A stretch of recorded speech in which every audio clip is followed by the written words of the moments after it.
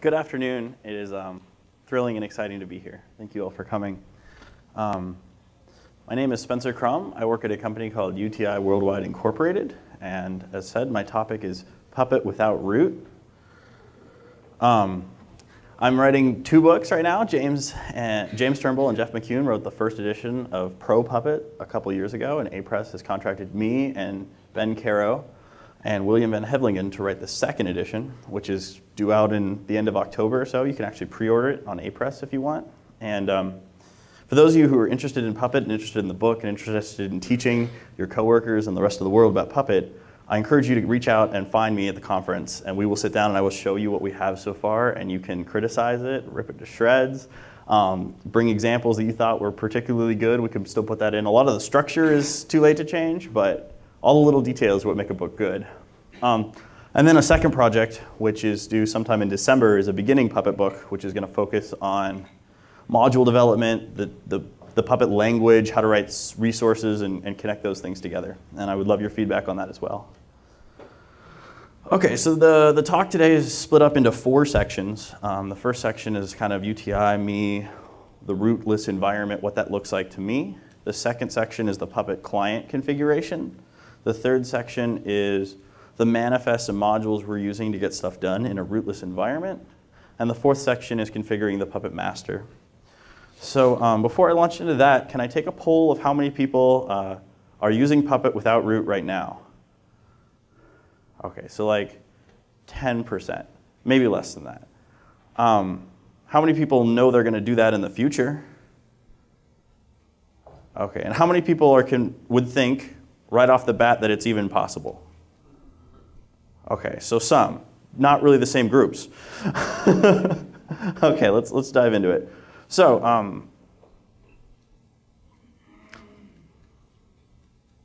we're going to talk about UTI. We're going to talk about the history and the goals and my role as a DevOps person and the limitations we have. We're going to talk about installing the Puppet client. We're going to talk about the manifest. We're going to talk about the package file service model and what that looks like in a rootless environment. And I'm going to introduce something called the Rootless module that I've put up on GitHub that UTI develops in an effort to make it easier for people like us. Then we're going to talk about the master. We're going to talk about Apache. We're going to talk about passenger. We're going to talk about upgrade paths. Okay, so UTI's history. So UTI is a freight forwarding company. It's an asset-free freight forwarding company, which means it's like a travel agent for freight. So if your company needs to move, I don't know, a bunch of eggs somewhere, especially internationally, you can contract with UTI and we will quote you on how much it costs to get there. You'll pay us, and then we'll rent space on DHL trucks and Conway Freight and all these other companies, and we'll actually make sure that it gets there. But we don't run our own ships and stuff like that.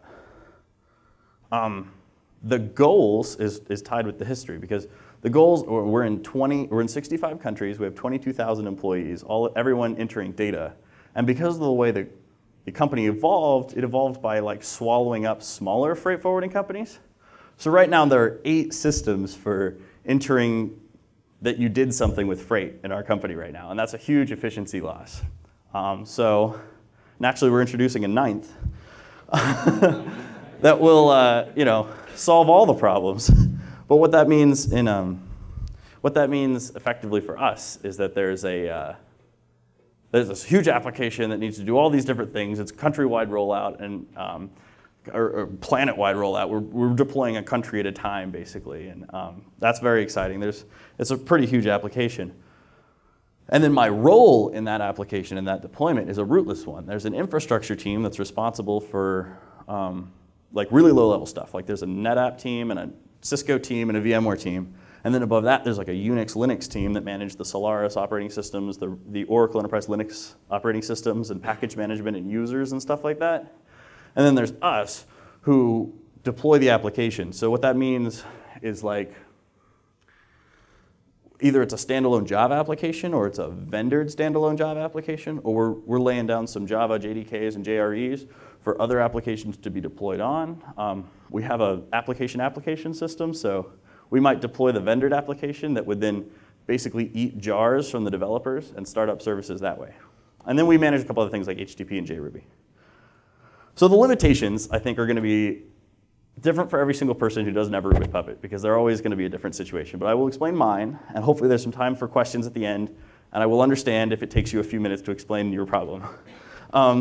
The basic one is no root access at all. So each DevOpser has a user, and that user can go to most of the boxes. Not all, because the infrastructure team doesn't have Puppet, but they should be able to go to all of them.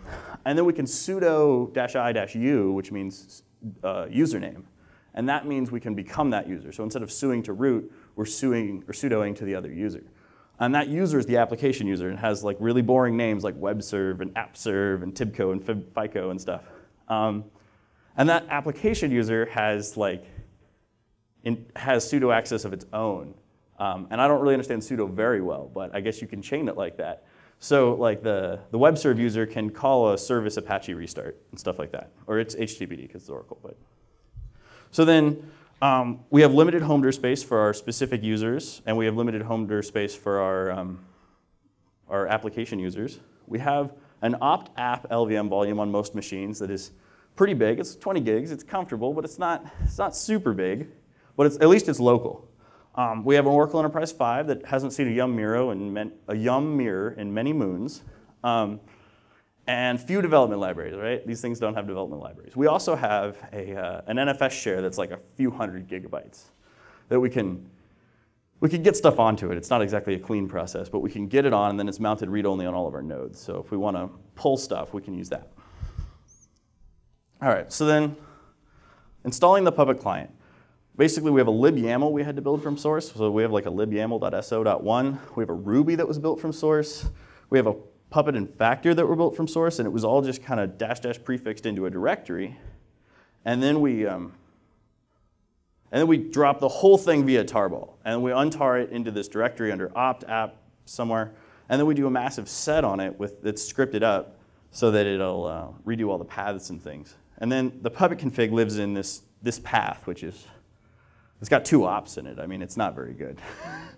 That's just kind of if you thought this was going to be a pretty conversation, you were wrong. Okay, so then we have libyaml and Ruby next to Puppet. And since I'm writing a book and I'm writing it for everyone, I want to know who knows what the braces, show of hands, who knows what the braces there mean? Okay, so my entire audience, awesome. For any of those who don't, that's a bash expansion. That means that would expand out to the string opt-app tibco opt ruby space opt-app tibco opt YAML. Cool. So we install it with the tarball. We do a massive sed. Its config file, like I said, lives in etc Puppet Conf, puppet.conf. Because, yep. And then, so part of that configuration file that it pulls out of the tarball has an environment separated, set in it. And then that gets setted. We run script to sed so it knows which environment it's in.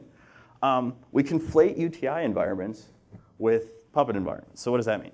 So in UTI, we have prod, dev, staging, the same things that most developers are used to. And we make a one-to-one mapping with environments. And that's not really best practice. If you'll talk to Hunter Haugen, he'll tell you that you need to build a 2-dimensional matrix where your developers are walking this way and you're walking up. Because when, as sysadmins, we break the dev environment, we have to think of the dev environment as production. Because if we break it, bugs will be filed, and they'll be trying to fix things that aren't broken. It's just our fault. So then the vardir, the libdir, the ssldir, they're all under opt. They're all specified directly using puppet.conf. And we don't have any DNS control of any kind, right? Because that would make sense. So it just says server equals like ugly machine name. And of course, if you actually want it to run, right, you have to like export an LD library path to go pick up libyaml.so. You have to export a couple rubylib directories so that you can pick up various gems and Ruby itself and Puppet. And then you have to use --config to pick up the real configuration file, because by default, it'll just look in home.puppet, puppet.conf. So what we do is we run it, and we don't run it with like agent or test. We run it with agent --test, essentially. We run it with agent, not --test, so that it will fork into the background and just run. And then we have an @reboot cron that will kick it off to run if the box ever reboots or something. Okay, so in a rooted environment, it's really common to run 2 things on the same server, especially if it's like a sysadmin thing. Like you want Nagios or NRPE to run, and you want it to run VPN or something like that. You want a couple of services. Or maybe you want it to be VPN and your internal wiki server, because who cares? That makes a lot of sense in a rooted environment. You just kind of fire this guy off as one user and another one as the other user. But in our environment, we have two separate users, Tibco and FICO, and we want to run services on both of them. But how do you do that? Well, what you do is you abuse cert names so that the FICO user, when it generates its cert, it generates a cert that's not just equal to host name. It generates a cert that it's FICO dash or user dash host name. And the other one does that as well. And I don't know, most people may or may not know this, but when a host checks in, when it looks through that node definition, it's not using host name, it's using cert name, which means that you can end up with two certs with different common names and two different node definition in your manifest, even though they're the same name, or even though they're the same for like virtual machine or physical machine. And then you could start doing some really crazy stuff where you say, well, all the FICO users run this, all the FICO user boxes run the same thing, so I can just regex on the username. And I don't even need to have the machine name in my manifest at all. Okay, and you might say like, Spencer, that's crazy. What about vardir? What about libdir? And the answer to that question is that so Puppet is installed in opt app, Tibco, opt, Puppet, blah, blah, blah. And for FICO, it's installed in opt app, FICO, opt, Puppet, blah, blah, blah. So they don't have conflicting vardirs. They don't have anything like that. And since Puppet doesn't run as like a service that opens a port, they're not going to have like a collision or anything like that. All right, so manifests. How do you do package file service in a rootless environment? Well, let's start with package. There are two basic methods that I've discovered, and we use both of them. Wrap and untar in like an exec in a defined type, and the recursive file resource, otherwise known as the Puppet package manager. We use both. So this is what this looks like. It looks like you have some kind of a class called like install HTTPD or whatever, and it'll ensure directory, recurse, it cut off, but it'll recurse through, essentially we ran Apache configure build -- prefix equals some directory, and then we rsynced all that into the files directory of our module, and then we set recurse. And it'll just drop the whole thing in there. And we'll talk about that owner group thing in a minute. The other option is the create JDK install, where basically we're going to read in like an install root as a parameter to our defined class or defined type or a parameterized class or something. Then we also need to pull in, this is kind of a segment of a larger defined type, but we don't have time to go through all that. And people don't like to read code, and it's cut off anyway. But you can imagine that the defined type took in a directory or a location of a tarball, and then a directory of where the tarball should go. And it just, command is untar, current working directory is the place we're untarring it, and creates is the directory it's going to be created. So then the file type, it works strangely when not running as root. So the first problem is this $owner $group program problem. So when you're running Puppet as root, it will essentially just chown things to whatever user you set. And a lot of people have taken the sort of precautionary measure of putting a capital file owner equals root, group equals root at the very top of their like site.pp, so that if any files don't have explicit permissions set somewhere else, they end up being root. I personally have been bit by this where we accidentally chowned the PAM files to like some random user and no one could log into the entire ecosystem. It was awesome. So a lot of people do that. But if you don't have root and you're running as not root, you can't chown things. You could basically create files as yourself, and that's all you can do. And when you pull a file in from the Puppet Master, if you don't have a file that you know you're creating it as, it will try to chown it to the UID of the file that's owning it on disk on the Puppet Master. And of course, we run our Puppet Master as not root too. So I think we're running our Puppet Master as user software management, which has UID 514. So we'll have all these Tibco users, which are like 2228, and they're trying to chown files to 514. So you have to have an owner and a group. You have to have that on every file resource you create when you're not running as root. Otherwise, you'll have problems. I guess in a multi-user environment, if you just have the Puppet user everywhere, you would be fine. but then you wouldn't be getting anything done.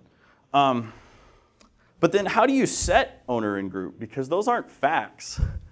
There's the $ID fact, which will give you user, but group you're going to have to either like assume that user and group are all the same, or what we did, which is write a fact for that kind of stuff. And before we did that, we actually set user or owner and group as variables at node scope in every node definition. Because, I mean, really, we have several hundred machines, and there isn't a whole lot of consistency about who runs this TIBCO and who runs this FICO and who runs this software management. There's enough variation that it's hard to make that programmatically true. The other thing is the implementation about how the file type works. So the way the file type works is it goes to the directory it needs to, the provider, right? The way that it actually creates files is it goes to the directory that the file is going to be in and makes a file called .puppet-randomtime-name. Puts all the content of the file that needs to be in there, and then does a move operation, putting it over the new file, or the old file. In our environment, we have, and I think in other environments too, we have things like the admins have given us write access to one of the files in etc httpd conf.d, basically the vhost file for the application we're trying to deploy. But we don't have write access to the directory etc http conf.d. And if you remember your Unix, you will remember that you can't call unlink or link unless you have write access to the directory, so that move operation can't happen. Yeah, even though you have write access to the file you're managing, you can't do it with the basic file type. So what I've taken to doing is putting this at the top of every class or manifest. Basically, everything will either take an owner group as a parameter or as a property of a defined type, or if we didn't do that because we're lazy, it'll just inherit it from node scope or top scope. Later on, I'll show you the facts that make it a little bit better. And then you're going to see this like kind of install root basically is always true. Everything we do is prefixed by something because we can't access the real file system. So we build kind of turtles where we have a Unix with a etc and a var and a lib, and then we go into a directory, we make another etc and a var and a lib. And we just kind of keep going down. And this gives you the idea of how we're setting key stores and stuff. And because we used, is everyone pretty confident on the syntax? Hands? Okay, so when you say capital file like that, what you're saying, okay, so capital file, lowercase file. The lowercase file is like a file resource. And the capital file is like, I'm talking about all files. I'm talking in the general sense. So what you could do is at the top of files, of Puppet manifests, you could say for any resource, you could set default parameters or overload the default parameters so you don't have to set them lower down in your file. It's a really good trick. All right, so services. The third part of the package file service trifecta, I think is probably the best handled of all the rootless things because you can abuse like has status, you can abuse start command, status command, stop command. And then what I'm really interested in looking at is how to use the path. There's a path property that comes with these things, and I haven't done this yet. But what it says is where to look for init files. So you can't use the real init system, but you could build yourself an init system in your own home dir. LaunchD does this. LaunchD is the init system for OS 10. And essentially there's service-wide, system-wide root daemons that can be controlled with LaunchD, and then each user has their own way of registering with their own user space LaunchD that then ties into the other one. And that way you can avoid things that we've all been doing for years, like reboot crons and stuff like that. So this is a pretty good example. We run Isinga, which is like Nagios, but forked and a little bit better. And you can say all the normal things you can say, ensure, provider, whatever. And then for the start, stop, restart, it just goes and it finds the init file that we created. You can't see it because it's being cut off, but you can believe that there's an init script over there that starts the thing and stops it.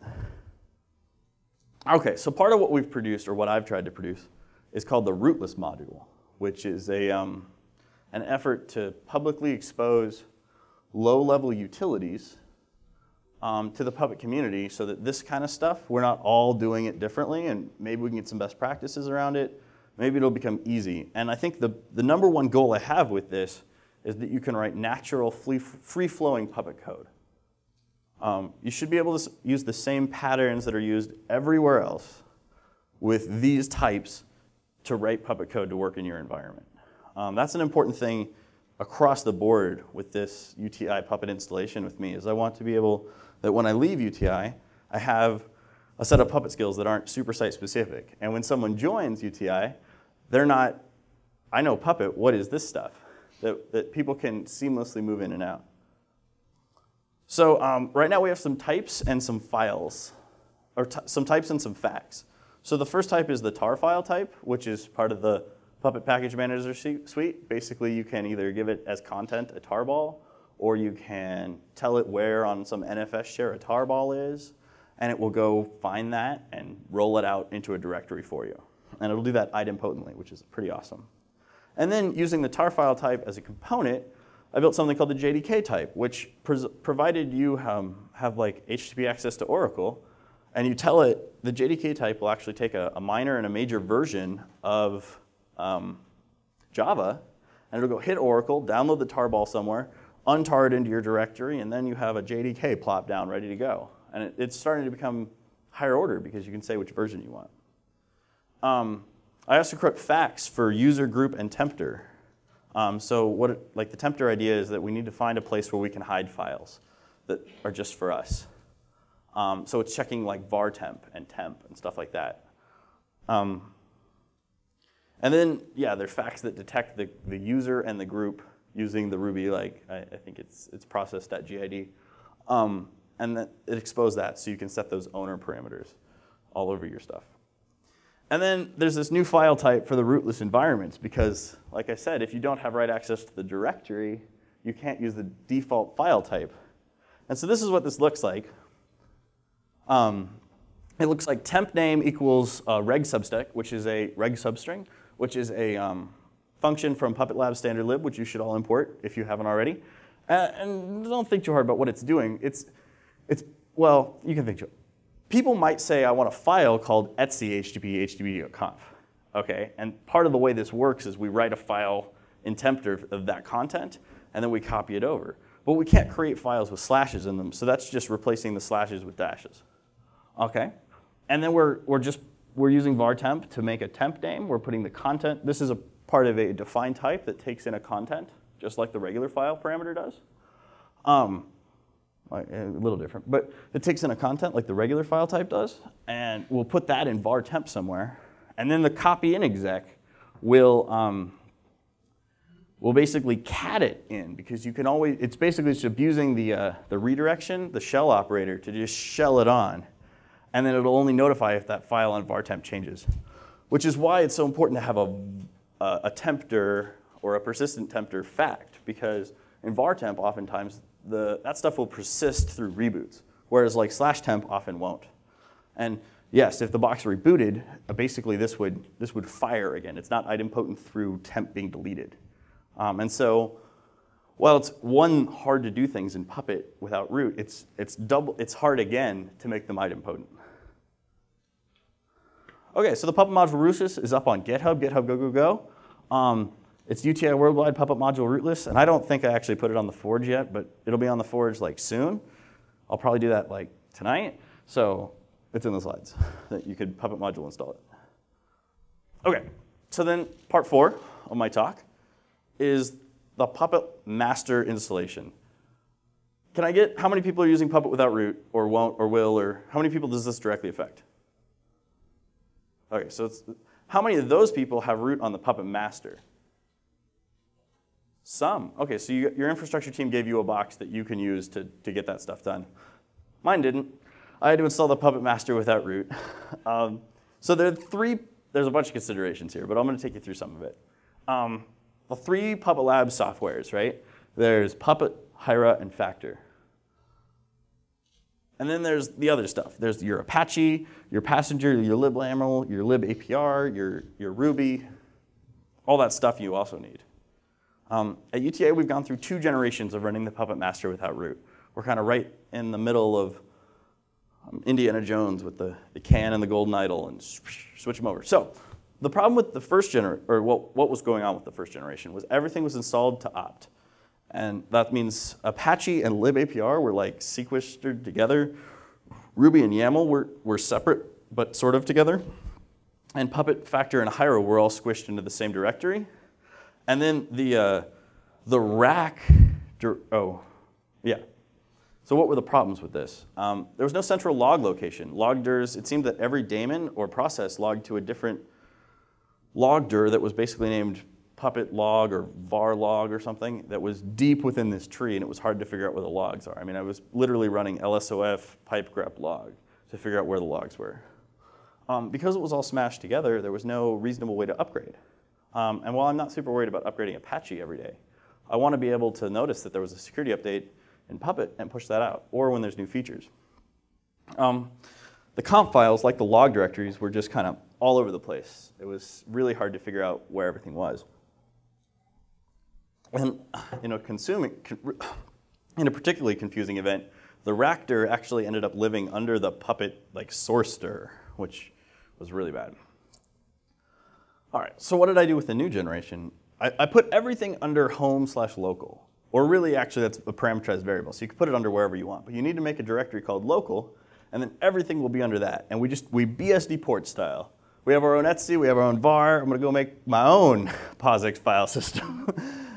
Anyway, and so I have Hyra, Puppet, and Factor all checked out from source. And then I symlink or use bash functions or write shell scripts to expose those commands, Factor, Hyra, Puppet, inside local bin. So if you put local bin in your path, you can run Puppet cert list, Puppet config print all, Puppet agent --, Puppet master --no daemonize -- verbose, the things that you really need to be able to run.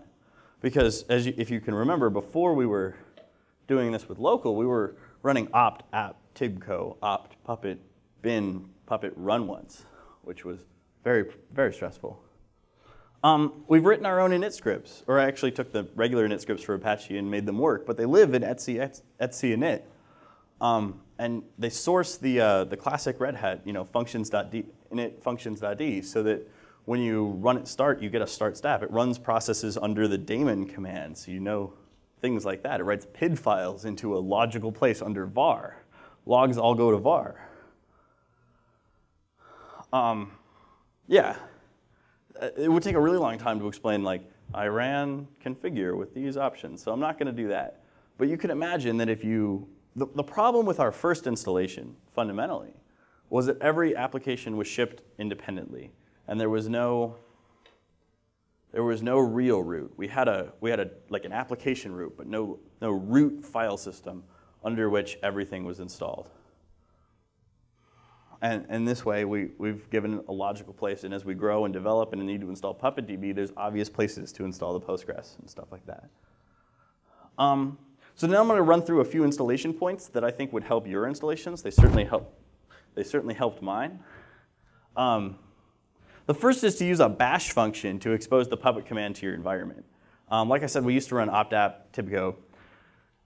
You have to get a little clever with the $@ because Puppet won't just, so first you have to specify the config, but you have to specify the arguments to Puppet. You have to say agent or master or whatever you're going to say. You have to say it before confdir for some reason. You have to say it immediately after Puppet. You can't run Puppet -- option agent -- option. That breaks.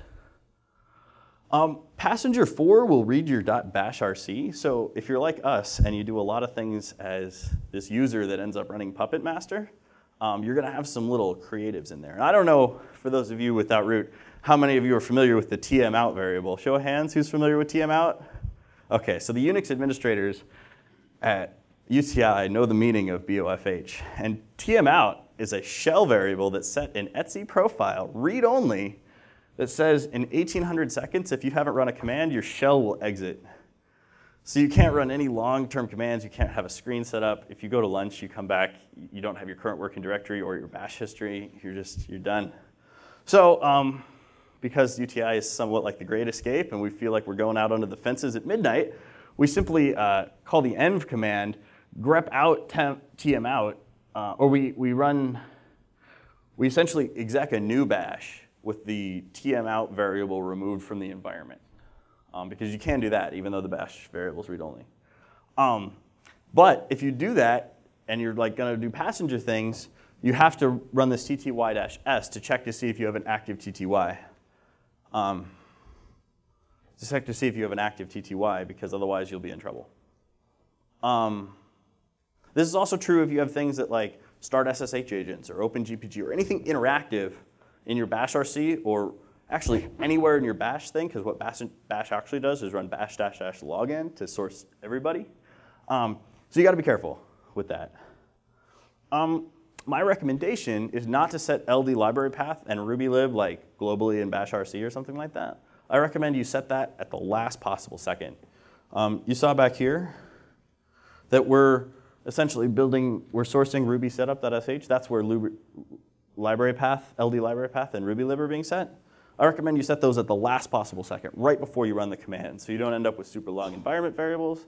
And if you ever want to test anything, you can test it, because you're going to want to test upgrades, and you're going to want to test that with a different Ruby library or a different LD library path. And if you set it globally because your Puppet Master and your Puppet Master needs that, you're kind of locked into it. My recommendation is a lot of this stuff can be built on your local system. I love building my own libraries and kind of Linux from scratching anyways. Build passenger on an external system and then just rsync it up. Compiling libcurl and compiling OpenSSL is really painful if you don't have like a Gen 2 portage tree. And then try to keep your environment and really your Puppet code as similar to a rooted environment as you possibly can. Tell lies to tell the truth. I have so many symlinks in my local tree. It's probably pretty horrifying, but nobody needs to know about those symlinks but me. Everyone else can just use Puppet like normal. They can read the logs like normal. They can evaluate certs like normal. They can sign certs like normal. And when they run into a problem, when anyone runs into a problem in our environment, the command that the solution on the internet says will run in our environment. And the errors that they're getting can be Googled for, because they're using the same tools that the entire Puppet community is also using. Okay, so that's my conversation. I'm thrilled to be able to talk to you guys. My name is Spencer Krum. I'm Nibblizer on GitHub and IRC. The first book, Pro Puppet, is available from Apress for pre-order right now. Does anybody have any questions? Yeah. So it sounds like you don't have much support from the sysadmins of the box that have root. So the question was, do I have support? It sounds like I don't have a lot of support from the sysadmins, the rooters, essentially. And the answer to that question is generally so. I mean, UTI is in a serious push to get its giant application out the door, and everybody has a billion things to do. I think every team is hiring, basically, and it's still not enough. And so, well, if I needed something from them, I could get it. It would be a long process. There's a lot of bureaucracy around the ticketing system. It's hard for me to just say, hey, can I get libyaml installed? Because, I mean, for instance, we don't use EPEL, right? We use UTI's own yum mirrors that are like off. So somebody would have to go like recompile EPEL into an RPM or something like that. But yeah, I see your point. Maybe other people are giving a lot more support than I would and wouldn't have to go to quite so many hoops. Are there any other questions? Is this only used on open source or on PE? This is an open source installation, what I've described. I've been in talks with some of the people from PE, and a lot of what they're doing with PE, where they build their own stack and they ship their own libyaml and they ship their own Apache and they ship their own passenger. Right now they're being shipped as RPMs. And so there's a natural need, there's a natural extension from what PE is already doing to this kind of problem, but they are being shipped as RPMs. But the great thing about PE, especially on a rootless environment, is then someone else is maintaining passenger and Apache. Like, I'm not set up to be able to upgrade Apache or passenger ever, really. It's going to be like a complete redo if I have to do that. And if there's a security vulnerability, like a really bad one, I'll have to do it. But for everything in the middle, I'm going to have to evaluate whether I do it or not. But if it was PE, I would simply run the PE upgrader. Anybody else? Yeah.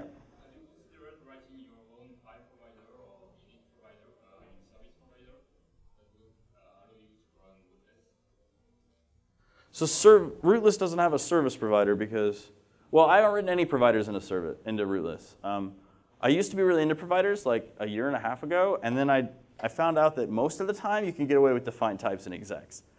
It's just easier to write, it's easier to develop. There's a lot less magic because for anybody who's written providers, they're pretty magical. Does that answer your question? Well, try again.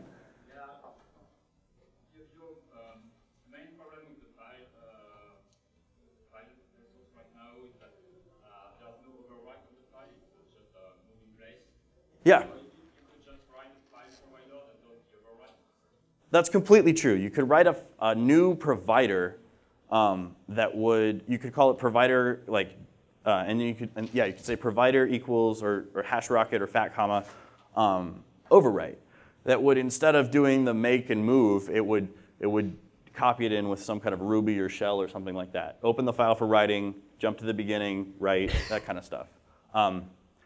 Like I said, I find it a lot easier to develop defined types, and I find it a lot easier for other people to trust defined types when they're using other people's codes. When I go to a module and they're like, I have a magic provider for something, I give that I look at it with some suspicion because I know how hard it is to write them well. Is there any other questions? Yeah? I'm using Puppet without root right now, but not with the master. Do you think there's an advantage to doing that? Yeah. Doing it your way? No. To setting up a Puppet master rather than using Puppet. That's one of the thoughts I've had for a long time, is that especially given the difficulty of setting up a master, running it agent-wise would be really cool. On the other hand, modern Puppet is getting further and further away from an agent masterless model. There's no PuppetDB in that. I mean, you can do PuppetDB with that, but at some point, if you're running a PuppetDB server, why are you sweating setting up Apache? Furthermore, like, I really want to get to a place where I have centralized reporting, and I can say, these are the nodes that are failing, these are the nodes that haven't checked in a while, these are the resources that are failing across my environment, because what I'm used to from an environment before this one was we would push out a change and we would watch the dashboard for nodes changed, nodes failing, things that were going on. And I can't see a good way to do that. There's a cool tool called Puppet Board that's on its way. But yeah, I do think it would be easier to bootstrap and set up and get stuff done with Puppet running as an agent mode, agent-only mode. Yeah. Lance. Did you look into much running RPM installs as a non-root user? Like what kind of problems you ran into? Yeah, I ran into like. Okay, so I've built Debian packages, but never RPM packages. So when I tried the whole RPM install root equals, basically I quickly ran into RPM,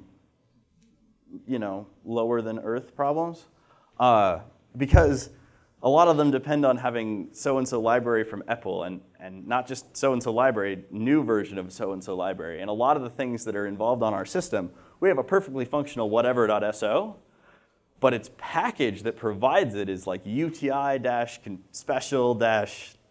screw you, RPM. So it would either work or not work. It was hard to tell, and I eventually got frustrated. And here's the thing: if I'm doing this again, the first thing we do is we download a stage3.tar.gz. That means you just install Gentoo in your home dir. That's what that means. Or Linux from scratch or something. That's not a very serious claim. I wouldn't seriously do that. This actually worked pretty well. Are there any other questions? Okay, is there anyone else who's running Puppet without root who would like to stand up and give a couple, maybe spend a minute or two talking about what you did, how it works, and what's wrong? Nobody?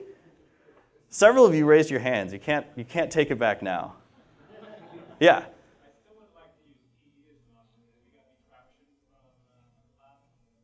Well, like I was saying, there's some conversations that are going on right now between me and some of the PE guys. I know that somebody in our environment, in our company who's not there anymore, a few months ago, got PE sort of running without root on his laptop. I'm not sure whether that was a... The problem with that is it's easy to get it working where you have root and can install libraries. It's really hard to get stuff working where you can't install the libraries with root. You have to install them from source and like play with LD library path and preload and stuff. In fact, for our Isinga, in order to get Isinga to log to not var log, because we don't have write access to var log, we actually had to compile a new version of the Isinga log C program, a function, and then LD preload that thing in, because that was the only way to get it to log somewhere else. So you asked about sharing, but yeah, that's one of the problems about Puppet open source. Some of the features that I would like to add. Okay. So now we have, I think the Puppet open source running is not true. It's missing a lot of good features. Well, that's awesome that you got it working. I also struggled with that. And I think it'd be great if we could all collaborate and build modules that have a rootlessness to them. Any pull request against a common module like Apache that's like, hey, I'm adding not root support would be like laughed off of GitHub.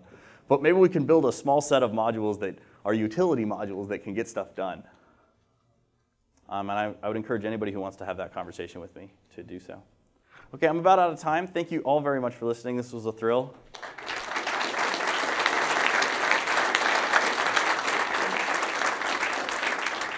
I'm really excited to come to Puppet Conf. This is my first one. Hopefully, most of you are first-timers. And if you want to talk about Puppet or Root or Book or whatever, just find me.